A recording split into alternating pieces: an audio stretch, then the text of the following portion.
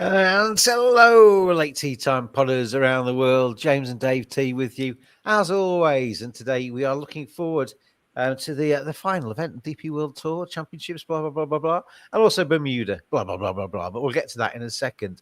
Firstly, bit of housekeeping. I made a plea last week for sponsorship, and nobody has responded at all. So the future of the Late Tea Time podcast is hanging in the balance. Literally, it really is hanging in the balance. If we don't get a sponsor for 2025, it will be no more. So please, please, please, if there's anybody out there wants to get their business, even themselves, just pictures of their kids in front of the golfing world, maybe not pictures of kids, in front of the golfing world, then get in touch because it's not expensive. It's not that expensive. And we will do our very best to promote you to everybody around the golfing world. So please, we need a sponsor for 2025. Hello, DT. How are you? Hello. Yes, I'm very well. Thank you. How are you? More to the point. I've had breaking news today. Okay, go on. I had my operation. Yes. Left leg sorted. Yep. Just kind of getting there.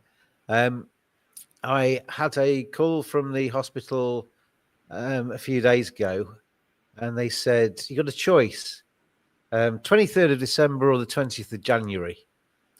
23rd of December is 2 days before Christmas. 20th of January is 2 days before my birthday. But I opted for Christmas. And then I got a call today saying, do you fancy coming in on Monday? Monday. Oh. Yeah. So I should be having I will be having my right leg operated on and sorted out on Monday. Very good. So that's kind of, when she phoned me up, I was like, what? And I said, can I phone you back in half an hour? I just need to kind of get my head around this. And then I phoned back and said, yeah, I'll do it. Yeah, might as well. Yeah, go for it. Good So stuff. there you go. So I will be leveled out on Monday. So I got to be in there for 7 a.m. Monday morning. I got to nip to the hospital tomorrow for to cram in all of the pre-op stuff and then in on Monday morning. So there you go. You'll be playing golf before you know it. Yeah, well, that's the plan. I kind of fancied doing that anyway, but then you did your little thing about back to golf. And now my ambition or one of my driving forces is to beat you at golf. Just getting to the course will probably be enough to secure that, really, but we'll see. Well, there you go. Well, it might be an easier ambition than I thought. Play with snooker in a sort of Olympics. I'll win that. And then we need to decide table tennis. Golf limit. We'll think of something. Anyway, if we do the golf thing and the Late Tea Time podcast is still going, we could have we could video ourselves, couldn't we? To put a little video package together of my return to golf, your return to form, etc. Sounds good. Yeah. Have you got very far with your return to the golf course? No, because I sort of broke my toe, didn't I? Last week, so hobbling a bit. Absolutely. Yeah. And it's a bit cold now, isn't it? But we'll see. Yeah, it's not. Even when I was playing golf a lot, winters weren't my thing. No. And there's not many daylight hours left. No. It's like dark at 4 o'clock. But I've got to have a little bit of rehab and stuff. So by the time it's getting to spring, should be raring to go. Anyway, if you fancy sponsoring us, James at sportsbroadcastmedia.co.uk, or if you fancy sponsor us and you just want to get in touch on Twitter, mail the @Late Tea Time Pod, mail @cricket_badger, mail @Dave Tindall Golf. Get in touch with any of us and we can start the conversation and hopefully get you involved in 2025 and sponsorship of the Late Tea Time podcast. Let's get into this week, though, and we're going to start with the DP World Tour Championship. And the prices across the bottom of the screen: Rory 4-1, Tyrrell Hatton 7s, Tommy Fleetwood 8, Joaquin Niemann is 14s, Shane Lowry is 16s, as is Matt Wallace. You got Robert McIntyre, Bobby is in there at 22-1, Rasmus Højgaard is 22s as well, Min Woo Lee is 25-1, and the rest are a little bit bigger. This is the culmination of the season, really, isn't it?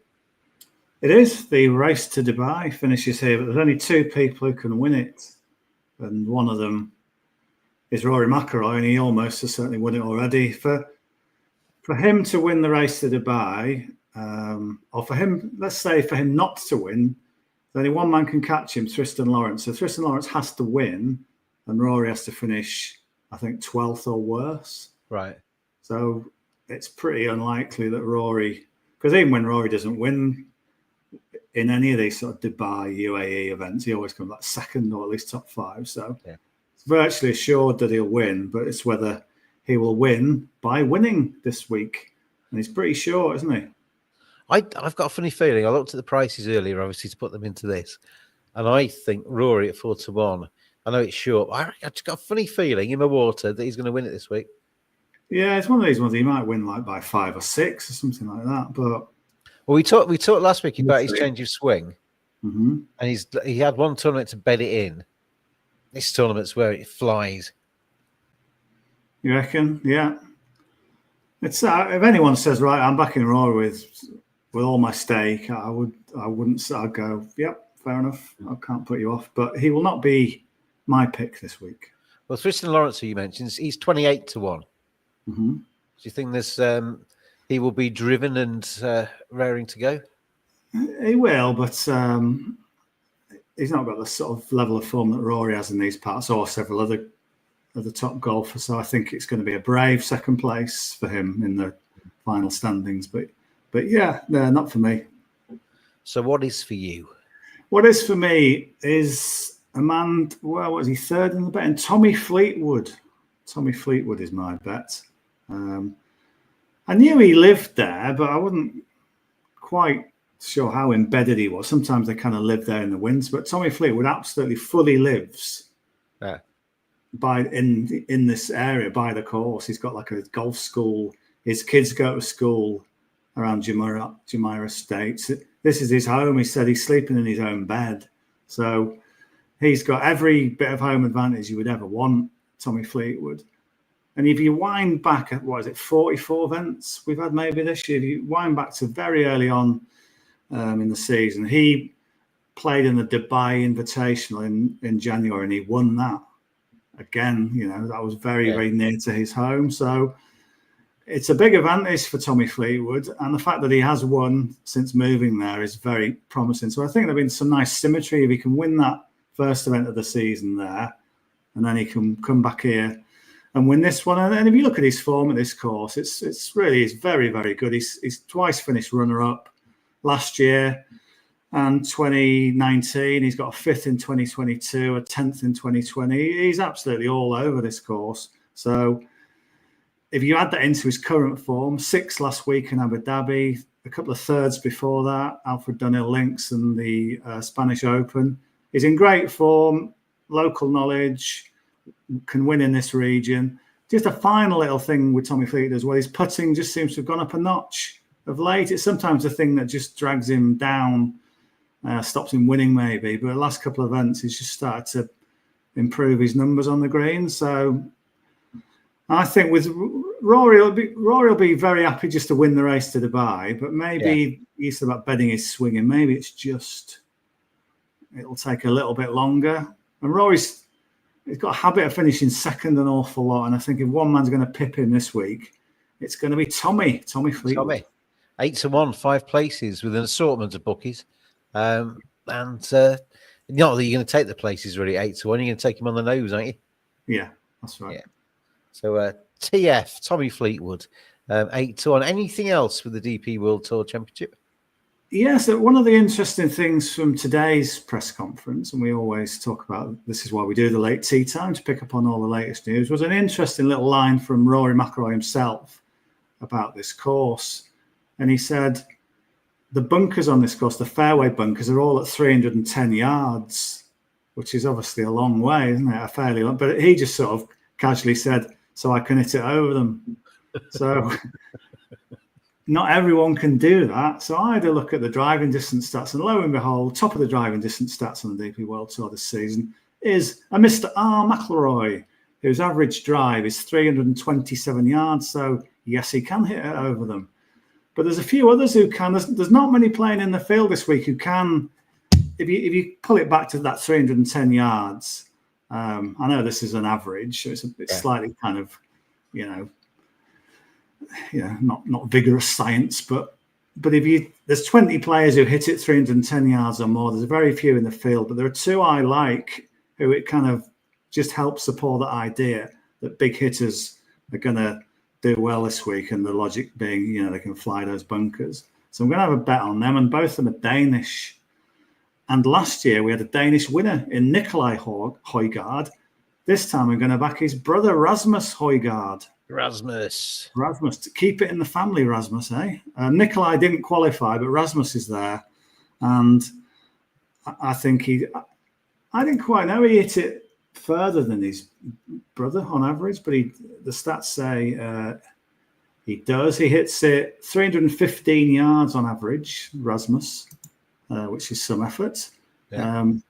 And he was the one who kind of got the early wins under his belt of the Højgaard twins. And then maybe Nikolai took over a little bit, but Rasmus has come really back into it now, and now he's fit again. And if you go through some of his form since September, 3rd in the European Masters, he won the Irish Open, 4th in the Andalusia Masters a couple of tournaments ago. And in this event, he's come 11th and 7th the last 2 years, and shot some great rounds as well. I mean, last year he opened with a 74, kind of shot himself out of it, but 66, 65 middle rounds. He can shoot really low numbers on this course. Can hit it an absolute mile, as we can see. So he's the full package for me, and it's just a nice little angle. His brother won last time. How about Rasmus doing it this time? And I thought, was he 22 to 1, 6 places with Sky Bet? Yeah, I thought at that price, that's a working man's each way price. So I thought, if you want an each way bet, go with Rasmus Højgaard. No, if I had another child, girl or boy, I'd call them Rasmus. Rasmus. Yeah. A girl? Here's my daughter, Rasmus. Do you get many Danish girls called Rasmus? I don't know. So that was your first Dane. Is there a second Dane, you said? There's a second Dane. Yeah. Another Dane. Nicholas Norgard, who hits it even further than Rasmus Højgaard. Why say Hoyland? I know I say Hoyland, don't I? Yeah. Yeah. A man who never scores goals. So Nicholas Norgard, who you might find on your betting slip as Nicholas Norgard Moller, but Nicholas Norgard is the man himself. He has had a brilliant season, hits it an absolute mile, and that's kind of helped him produce some brilliant results. Just starting from May, we've got 2nd in the Tindall Open, 4th in the European Open. He won the British Masters, 7th at Wentworth in the BMW PGA, 12th at the Alfred Dunhill Links, 18th Open de France, 10th last week in Abu Dhabi, where he opened with a pair of 65s. What a season. He's had a real breakout season for him. Was first in greens and regulation last season, which was impressive. The downside with him is it's his first appearance at the course, so we don't know that he'll take to. But it's you've played them, haven't you? You've played some of these courses in the region. I think if you can play well on one or two of them, they're similar-ish. So the fact he's come 10th in Abu Dhabi a few weeks ago, I know it's a sort of different-ish course, but they're so good. It's not kind of some weird tricked-up thing that's going to throw him. It's a course that will suit his big hitting, and I think you can get about 30s. Can you on Nicholas? You can indeed. 30 to 1, 6 places with a Sky Bet. Yes. The Sky Bet is the bookie to go with Rasmus and Nicholas, because they are the only bookies in that kind of price range at giving 6 places. So kudos to Sky Bet. Yeah, one of the little things of this event is that every winner, I think they've had 15 now, has played on a Ryder Cup. Now, Rasmus and Nicholas have not, but they will. Guarantee they will. So that stat will kind of come next time you sort of look at that stat. It may be that they've been picked and it's 16 out of 16. But to me, they look like future Ryder Cuppers. Sort of the young guns coming through. So I think they can do their cause a big favour with a massive week this week, and both of them are good each way bets, I think. So Tommy Fleetwood, 8-1, 5 places. Well, not going to take him many places. 8-1 to win. Rasmus Højgaard 22s, and Nicholas Norgard is 30s, 6 places with Sky Bet. Are we done with the DP World Tour Championship? Yeah, I think so. It's a great week. This one, 50 players, the final 50 in the race to Dubai standings. I mean, you can pick your favourites. I mean, there's a lot of people will go for Tyrrell Hatton, who finished runner-up last week. And there's quite a few good words for Matt Wallace. He's shown up well in this event. So Shane Lowry will be popular as well. So it's a great field. It's a great event to watch as well. Have you played this course, the Earth course? Yes, I have. Yes. So did you hit it over the bunkers at 310 yards? Yeah. In 2 shots? I did in the end. Yeah. Yeah. That's a good... Anyway, let's pay tribute to manscaped.com, who are the sponsors of the Late Tea Time podcast. They won't be in 2025. So if you want to, James at sportsbroadcastmedia.co.uk. But for now, Manscaped, thank you very much indeed for your support of the Late Tea Time podcast. Forever you and me,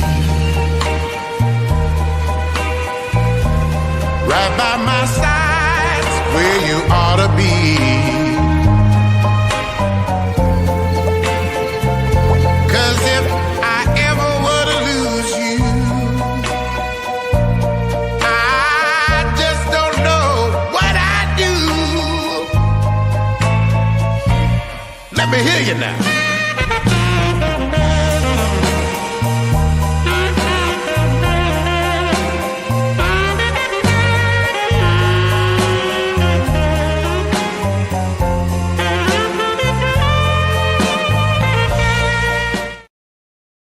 You know what to do. You know what to do. Quote late when you check out, and you'll get yourself 20% off, and you will get yourself free shipping. So thanks as always to Manscaped for manscaped.com for their support of the Late Tea Time podcast.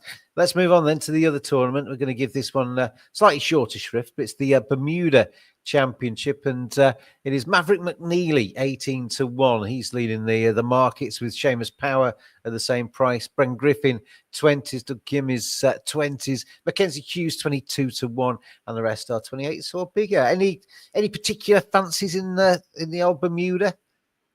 Yeah, it's. I think this is a good event for those who are a little bit longer in the tooth rather than the young guns. It's a very short course. It's very windy by the sea. There in Bermuda. Is that somewhere? Have you been to Bermuda? Never. No. Never done some cricket venture? No. No. Been close to it, obviously. It's kind of Caribbean. Yeah. No, I've never been to Bermuda. I've just hopped across to while you were there. No, I've never been. Looks like a nice place. But it gets very windy in this course, and the wind looks to be up this year. They interviewed Seamus Power. They won it a couple of years ago, and he said it was a lot less windy when he won it. So, as with the Open Championship, when you look at of all the majors, the Open's the one that's been won by the kind of veteran who's over 35, even over 40. And this one last year was won by Camilo Villegas. I think it was 41 at the time, 42 even. So I'm looking at players a little bit longer in the tooth. So I've got a couple of bets for this one. First one in the outrights, David Lipsky. I mean, he's not super veteran status. I think he's 36, but I think 4 or 5 of the all but one winner has been 34 or over. So the experience thing, he's in that right age bracket, David Lipsky. And this is one of his weeks. We know him from the DP World Tour. But when he's gone to America, there's certain places where he's just doesn't hit it far enough to really contend. But this is under 6,900 yards, and he kind of knows, this is one of my weeks. So it does bear out. You look at some of his form. He was 4th in the Sony Open, a short course. He was 13th here last year, which was really good, very promising. And then he's coming off a 6th place in Mexico last week. And when Villegas won here, he was coming up, I think, a 2nd in Mexico. So I think form just sort of translate quite well. If you play well in one, it sets you up for this one.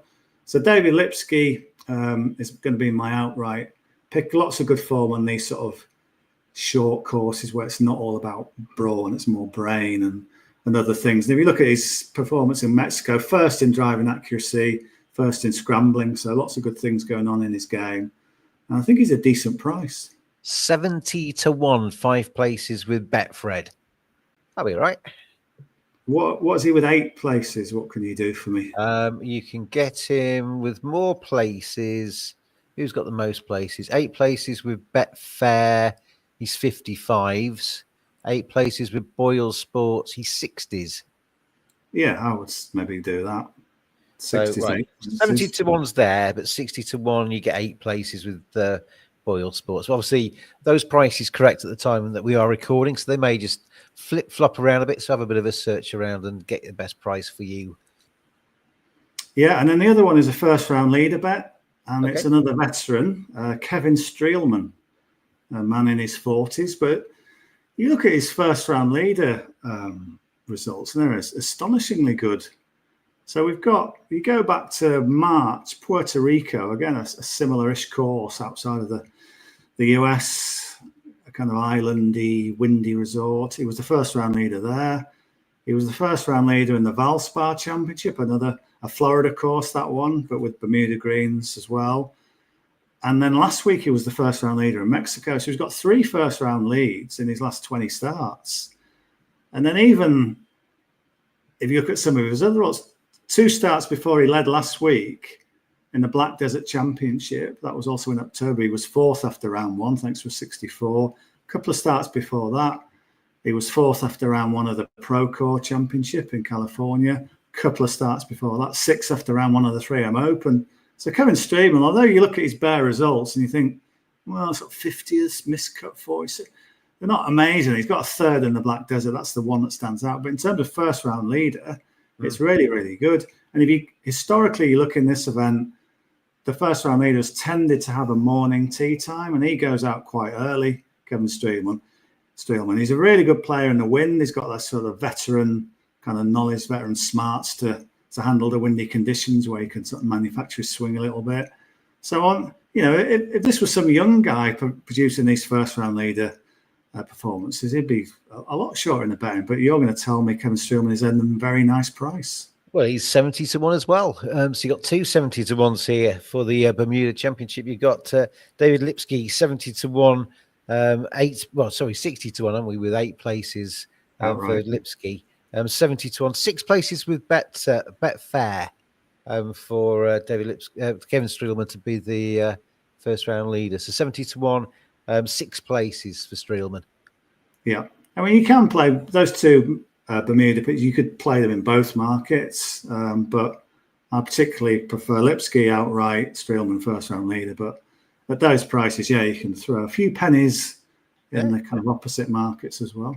How blimmin' marvellous that would be if that came in for us this week, wouldn't it? So we have got 5 names going on the Late Tea Time podcast betting slip this week. Thomas Fleetwood, as his mother would call him, 8-1 to win the DP World Tour Championship, and then also in the same tournament, Rasmus Højgaard is 22-1. Nicholas Norgard is 30-1. 6 places for them to win the DP Tour World Championship, and then in Bermuda, 2 bets there. We've got 60-1, 8 places on David Lipsky, and then first round leader markets, Kevin Streelman, 70-1, 6 places with Betfair DT. Wonderful picks. Yeah, a few to go out there, so fingers crossed. I always like these events in the UAE because you can sort of wake up and see how your players are already sort of quite into their round. So you sort of wake up and you're straight into the golf and you can watch it for the rest of the morning. However you're betting, good luck with your bets, everybody out there. And DT, I will see you tomorrow. Yes, bit of food. We're having a bit of a shindig, aren't we? So are you picking me up? Well, let's do the admin while we're on here. Are you picking me up tomorrow? I can do. Yeah. Well, you can text me in the morning when you set off. I've got to go nip to the hospital first, but then I'll be back here. I mean, you'll be looking at somewhere around probably about 1:15-ish, wouldn't you? I guess. For our 2:00 meeting, yes. Yes. So I'll see thee then. International business meeting, we'll call it. Yeah. That's what we're doing. And late tea time pullers. And we will see the anon, because there won't be one next week. Because I will be, possibly still in hospital on Wednesday. I came out after one day last time. I think I came out a day too early, so I might stay in 2 nights this time. But we will see how it goes. But wish me luck, everybody. And I will be having my right leg made to measure with the left leg. And then 2025, I'll be flying. Can't we do one of these when you're high on morphine? That would be fun. I am now. Yes, always high. Natural morphine. Anyway, DT, as always, thank you very much. Late tea time punters around the world, as always, thank you very much to you as well. And gamble responsibly, be good out there. This has been a Sports Broadcast Media production, and we will see you next time. Cheers all.